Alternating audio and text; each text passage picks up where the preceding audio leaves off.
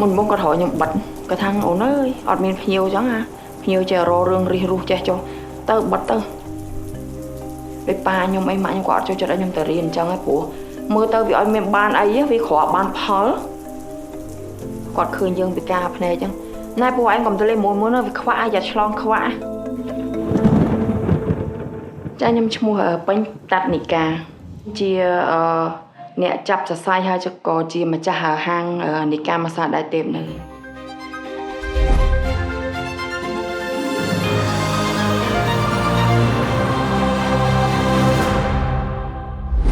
bong ôn chỉ sạp ấy tha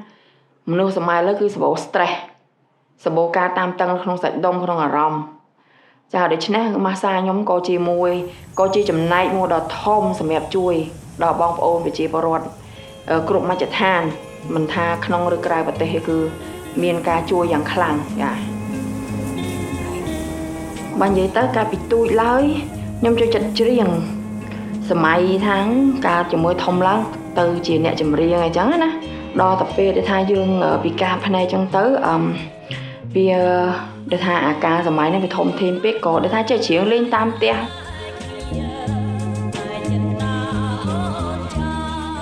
កាលនោះអត់មានការងារធ្វើបងនៅផ្ទះរហូត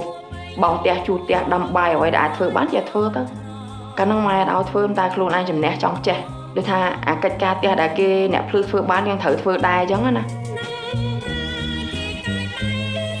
បើសិនជាអ្នកដែលចង់បង្កើតអាជីវកម្មឬក៏មុខជំនួញខ្នាតតូចក៏ដោយខ្នាតធំក៏ដោយកុំបង្កើតដោយសារឃើញគេជោគជ័យហើយដែលខ្លួនឯងអត់មានទាំងបទពិសោធន៍អីសោះហើយទៅបើគេដែរហ្នឹងទៅហើយយើងអត់ដឹងថានៅពីក្រោយជោគជ័យរបស់គេហ្នឹងយើងអត់ដឹងថាគេនឹងមានជួបឧបសគ្គអីខ្លះហើយអញ្ចឹងយើងកុំតាមគេខ្ញុំចេះតែស៊ីស៊ូមួយបងខ្ញុំថាបងអើយបងឯងជួយខ្ញុំទៅខ្ញុំចង់រៀនអញ្ចឹងបងក៏អាណិតចូលទឹកភ្នែករាល់ថ្ងៃយំខករៀនទី1ខ្លាចគ្រូស្ដីឲ្យទី2ខ្លាចយើងស្ដាយរៀននោះហើយ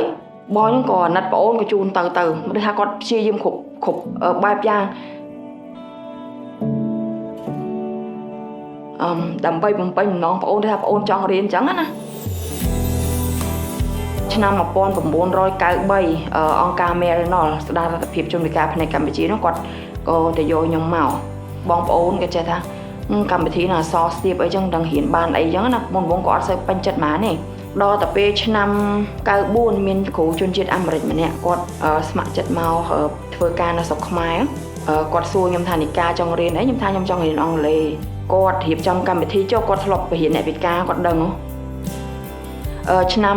95រហូតដល់ឆ្នាំ97គឺខ្ញុំធ្វើការនៅក្នុងអង្គការ Merenol បានចាត់តាំងខ្ញុំនឹងឲ្យទៅបង្រៀនភាសាដៃទេ2ក្រុមទី2ពាក់កណ្ដាលឆ្នាំ97ហ្នឹងគឺចាប់ផ្ដើមចាញ់ទៅរកកន្លែងធ្វើខ្លួនឯងដូចថាព្រោះយើងរឹងដៃយើងរឹងជើងហើយយើងមានក្រុមខ្លួនឯងហើយយើងត្រូវទៅរកកន្លែង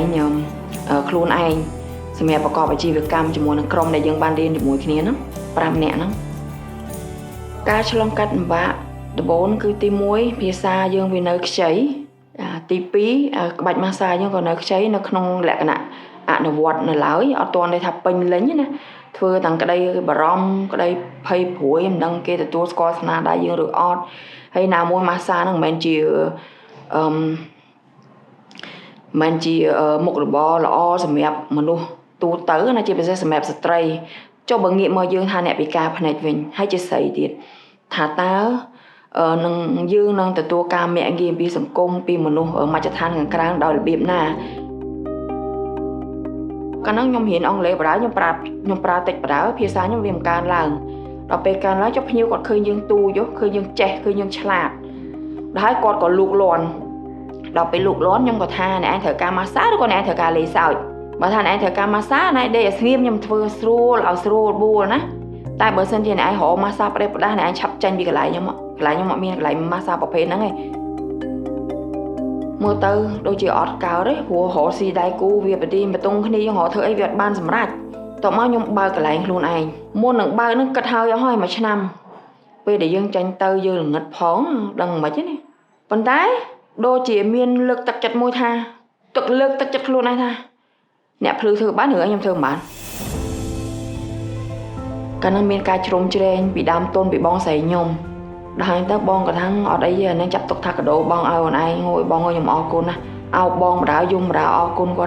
nhưng mà giờ bài á tranh màu để tha nè còn control nhưng tăng bị bon sấy có đôi gì bị nhiều gì nhớ nè cô cái khác là thật bao chừng nuôi nè ủi tiêu tha nè để trong hộp slot côแต่ខ្លួនឯងមិនទៅចេះ slot កកផ្សំគ្រឿងមិនផងហីមកបជាគេឲ្យ slot អ្នកណាគេ slot តាមគេមិន slot តាមទេបើសិនជាបងប្អូនបើកដោយគ្មានការសិក្សាច្បាស់លាស់ហើយដោយខ្លួនឯងអត់ចេះទាំងមុខរបរនឹងផងអត់ចេះគ្រប់គ្រងអីហ្នឹងគឺមុខរបរនោះគឺมันអាចទទួលការជោគជ័យបានទេបើកដោយខ្វះការអត់ធ្មត់បើកដោយខ្វះការសហការជាមួយបុគ្គលិកហ្នឹងក៏វេទនាដែរដល់តែពេលឆ្នាំ2016ដែលខ្ញុំចេញមកនេះរើនេះភ្ញៀវគាត់យកបុគ្គលិកខ្ញុំទៅអស់លីងគាត់យកបុគ្គលិកខ្ញុំទៅអស់3-10នាក់អត់មានអ្នកណាមកតាមខ្ញុំទេចុះគាត់មានផ្ទះគាត់មានអ្វីៗគ្រប់សពបែបយ៉ាងដល់ពេលនឹងហើយខ្ញុំអស់លីងខ្ញុំមានអារម្មណ៍ថាដូចហេងហាងអស់ចុះបុគ្គលិកទៅអស់លីងខ្ញុំមិនដឹងមានអីទៀតហើយពេលហ្នឹងกระดาษហ្នឹងគេមិនសម receipt ដើម្បី free 10 free មួយគាត់ប្រមូលភ្ញៀវមកដឹងម៉ាននេះថ្ងៃហ្នឹង100ម៉ោងជាងដែលខ្ញុំអត់មានបានអីទាំងអស់គឺខ្ញុំត្រូវប្រមូលលុយខ្ញុំដែលខ្ញុំសំតាំងប្រហែលខ្ញុំមកបង់ភាគរយឲ្យគាត់ពេលហ្នឹងគឺខ្ញុំ fail down ណាខ្ញុំធ្លាក់ទឹកចិត្តខ្លាំងហ្មងតែដល់ខ្ញុំមានចិត្តមួយថាបើសិនជាខ្ញុំអត់អ្នកទាំង13អ្នកហ្នឹងសួរថាខ្ញុំអាចរស់បានអត់ពង្រឹងចិត្តខ្លួនឯងលួងចិត្តខ្លួនឯងថាអាការត្រូវទៅមុខនេះកាអ្នកឯងត្រូវតែខ្លាំងអ្នកឯងត្រូវតែឈរជើងឲ្យហ្នឹងអាពេលហ្នឹងហើយចេញមកគឺចេញមកតាំងតែភ្នែកពីអ្នកម៉ែចេញមកដល់អត់មានអីទាំងអស់ហើញជូនអីវ៉ាន់ជូនខែជូនតុកជូនម៉ាស៊ីនត្រជាក់ការដំបងដែលខ្ញុំផ្លាស់មកកន្លែងនេះភ្លាមថាមួយឆ្នាំ2ឆ្នាំដំបងគឺស្ទើរតែមួយខែស្ទើរតែរក5ម៉ោងឃើញផងគាត់ឃើញខ្ញុំចង់ធ្វើប៉ុន្តែក្នុងចិត្តគាត់វិញក៏អត់ចង់ឲ្យខ្ញុំធ្វើទេព្រោះនៅឃើញតែគេធ្វើបាបប្អូនហើយចង់យកប្អូនទៅនៅក្រៅព្រោះកន្លែងទី1ខ្ញុំចេញដោយមានដៃគូមុខចំនួនទី2គេហត់ចោលខ្ញុំដោយសាររឿងភ្ញៀវយកបុគ្គលិកខ្ញុំទៅអស់ទី3ខ្ញុំត្រូវរឿងមកកន្លែងនេះដោយបាត់ដៃទៅទេអត់មានអីទាំងអស់ចឹងសួរថាខ្ញុំអាចត្រូវទៅមុខឬខ្ញុំត្រូវទៅក្រោយឬក៏ខ្ញុំបិទមុខរបរខ្ញុំត្រូវចាក់ចេញស្រុកពីស្រុកខ្មែរគោលបំណងដែលខ្ញុំបង្កើតកម្មវិធីនេះឡើងដោយសារតែខ្ញុំឃើញបងប្អូនដែលជាជនពិការភ្នែកទាំងអស់គាត់មានការលំបាកដោយសារតែអត់ការងារធ្វើទី1ទី2យើងជាអ្នកជនពិការហើយយើងខ្វះនៃជំនាញអញ្ចឹងហើយបានខ្ញុំគិតថាខ្ញុំនឹងបង្កើតជំនាញនេះឡើងដើម្បីជួយសម្រួលនិងសម្រាលដល់បន្ទុកចំពោះឪពុកម្ដាយដែលមានកូនដែលមានពិការភាពមិនថាប្រុសឬស្រីអាហ្នឹងហើយដែលថាយើងចេះសម្លែកចែកគ្នារស់គ្នាមកកន្លែងនេះដើម្បីរស់ហើយមួយយើងពីរយើងឲ្យគ្នាបានឲ្យហូបឧទាហរណ៍ថាមានភ្ញៀវកំងទេមកមួយថ្ងៃហ៎មួយនិកាពីរនិកាថាអត់ទេយើងត្រូវតែនិយាយត្រង់មកថាបងអើយថ្ងៃនេះខ្ញុំបានប៉ុណ្ណេះមកហើយអញ្ចឹងបងជួយទៅធ្វើជាមួយគ្នាខ្ញុំទៅព្រោះគាត់ទឹកដៃស្មើខ្ញុំដែរទេមកឯងសាកទៅគាត់ល្អទេ